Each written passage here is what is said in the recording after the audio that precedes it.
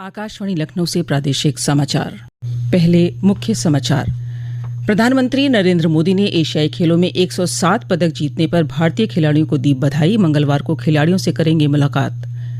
कल 8 अक्टूबर को भारतीय वायुसेना के 91वें स्थापना दिवस पर प्रयागराज में होगा एयर शो। वायुसेना के नए ध्वज का होगा अनावरण। प्रदेश में ऑपरेशन कन्विक्शन अभियान के अंतर्गत पिछले 3 माह में अपराधियों के सजा दिलाने के काम में बेहतर काम करने वाले पुलिसकर्मियों को किया गया सम्मानित। और लखनऊ में परिवहन निगम की बसों में अब डिजिटल कार्ड से कर सकेंगे किराया अदा। नगर विकास मंत्री ए.के. शर्मा ने आज कार्ड को किया लॉन्च। नमस्कार, प्रदेश के समाचारों के साथ मैं मुक्ता शर्मा। समाचार विस्तार से। चीन में चल रहे एशियाई खेलों में भारत ने अब तक 107 पदक जीतकर शानदार सफलता हासिल की है। भारत 28 स्वर्ण, 38 रजत और 41 कांस्य पदक जीतकर चौथे स्थान पर है। एशियाई खेलों में भारत का ये शानदार प्रदर्शन है। महिला कंपाउंड तीरंदाजी में ज्योति सुरेखा वेन्नम ने स्वर्ण पदक जीता है। तीरंदाजी में पुरुष कंपाउंड के फाइनल मैच में अभिषेक वर्मा ने स्वर्ण पदक और ओजस देवताले ने रजत पदक पर कब्जा किया। कंपाउंड तीरंदाजी में भारत ने सभी प्रतियोगिताएं जीती हैं। कंपाउंड तीरंदाजी में ही अदिति स्वामी ने सिंगल्स प्रतियोगिता का खिलाड़ियों के असाधारण प्रदर्शन ने इतिहास रचा है और भारतीयों में गर्व की भावना पैदा की है। श्री मोदी ने कहा कि वे एशियाई खेल में शामिल भारतीय दल से मंगलवार को मुलाकात करेंगे।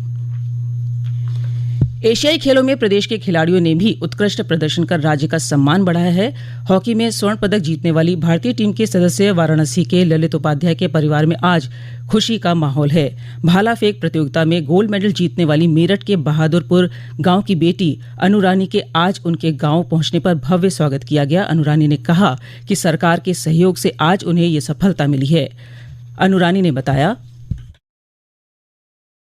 काफी संघर्ष रहा है क्योंकि गांव से लड़कियों को निकलना एक बहुत बड़ी बात होती है।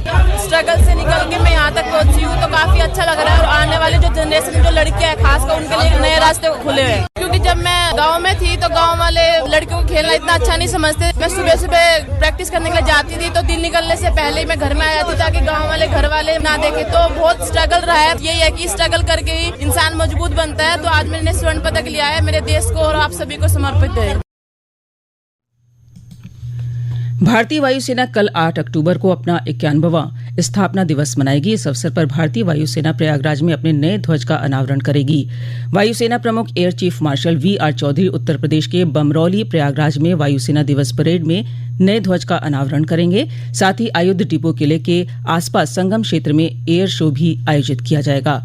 हमारे संवाददाता ने बताया है कि भारतीय वायुसेना के मूल्यों को बेहतर ढंग से प्रतिबिंबित करने के लिए एक नया LAF का ध्वज बनाया गया है। इस ध्वज के शीर्ष पर अशोक का चिन्ह है और उसके नीचे देवनागरी में सत्यमेव जयते लिखा है। नया ध्वज फहराए जाने के बाद पुराने संस्करण को हटा दिया जाएगा। इसे पूरे सम्मान के साथ मोड़कर वायुसेना प्रमुख को सौंपा जाएगा और बाद में वायुसेना संग्रहालय में प्रदर्शनी के तौर पर शामिल किया जाएगा। लखनऊ में आज पुलिस महानिदेशक कार्यालय में ऑपरेशन कन्विक्शन अभियान के अंतर्गत पिछले 3 माह में पुलिस द्वारा अपराधियों को सजा दिलाने के काम में बेहतर काम करने वाले पुलिसकर्मियों को सम्मानित किया गया। पुलिस महानिदेशक विजय कुमार ने बताया कि 3 माह में 7,665 प्रकरण में 10,000 से अधिक अपराधियों को सजा दिलाई गई। उन्होंने बताया कि अपराधियों को मृत्युदंड से लेकर आजीवन कारावास की सजा के प्रकरणों में पुलिस के द्वारा विवेचना एवं पैरोकारी की गई। उन्होंने कहा कि सरकार की मंशा के अनुरूप आगे भी अपराधियों को सजा दिलाने के लिए पुलिस काम करती रहेगी।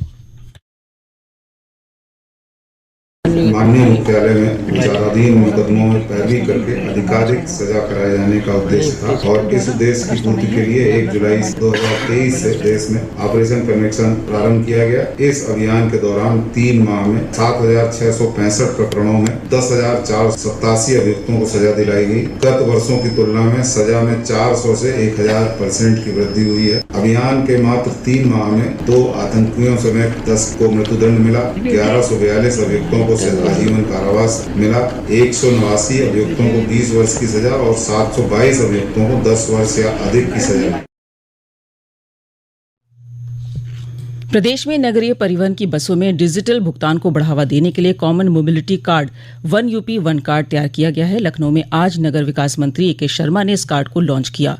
इस अवसर पर उन्होंने कहा कि पहले चरण में लखनऊ में इस कार्ड की शुरुआत की जा रही है। इसके बाद स्पेशल पर्पज व्हीकल SPV के तहत कानपुर, प्रयागराज, वाराणसी, मेरठ, गाजियाबाद, गोरखपुर, झांसी सहित अन्य जनपदों में जहां नगरीय परिवहन बस सेवाएं हैं वहां इसे लागू किया जाएगा। श्री शर्मा ने बताया कि ये कार्ड प्रीपेड होगा, यात्रियों को टिकट लेने की जरूरत नहीं होगी। डिजिटल कार्ड से टिकट खरीदने पर यात्रियों को 10% की छूट दी जाएगी। कार्ड के लिए कोई शुल्क नहीं लिया जाएगा। ये समाचार आप आकाशवाणी लखनऊ से सुन रहे हैं। ताज़ा समाचार जानने के लिए आप हमारी वेबसाइट newsonair.nic.in पर लॉग इन कर सकते हैं। प्रादेशिक समाचारों के इस बुलेटिन में आपका फिर से स्वागत है। प्रदेश की माध्यमिक शिक्षा राज्य मंत्री स्वतंत्र प्रभार गुलाब देवी ने कहा कि नारी शक्ति वंदन अधिनियम के पारित होने से महिलाएं और अधिक सशक्त हुई हैं। अम्बेडकर नगर में आज नारी तू नारायणी कार्यक्रम को संबोधित करते हुए श्रीमती गुलाब देवी ने कहा कि आज महिलाएं राजनीति के साथ साथ सभी क्षेत्रों में महत्वपूर्ण भूमिका निभा रही हैं। उन्होंने कहा कि प्रधानमंत्री नरेंद्र मोदी के नेतृत्व में भाजपा की केंद्र सरकार ने मातृशक्ति को सम्मान और सशक्त बनाने के लिए देश की संसद में नारी वंदन विधेयक पारित कर ऐतिहासिक सम्मान महिलाओं को दिया है। प्रदेश के कृषि मंत्री सूर्य प्रताप शाही ने कहा है कि जलवायु परिवर्तन और जन स्वास्थ्य को ध्यान में रखते हुए राज्य सरकार प्राकृतिक खेती और मोटे अनाजों के उत्पादन को बढ़ावा दे रही है। इसके चलते राज्य में मौजूदा खरीफ सत्र में मोटा अनाज यानी श्री अन्न का क्षेत्रफल बढ़ा है। सरकार किसानों को श्री अन्न के बीज मुफ्त में उपलब्ध करा रही है।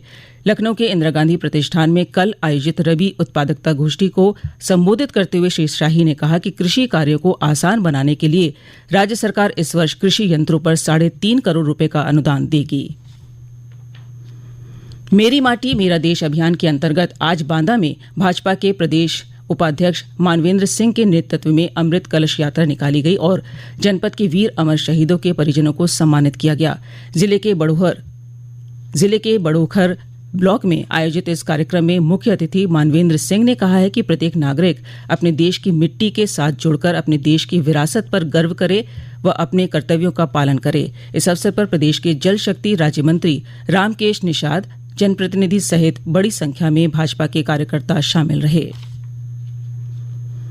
मेरी माटी मेरा देश अभियान के तहत प्रत्येक ग्राम पंचायत में मिट्टी को नमन, वीरों का वंदन और पंच प्रण की शपथ के कार्यक्रम आयोजित किए जा रहे हैं। इसी क्रम में गाजियाबाद में आज केंद्रीय मंत्री डॉक्टर वीके सिंह और स्थानीय जनप्रतिनिधियों की उपस्थिति में स्वतंत्रता सेनानियों और अमर शहीदों के सम्मान में श्रद्धांजलि कार्यक्रम आयोजित किए गए।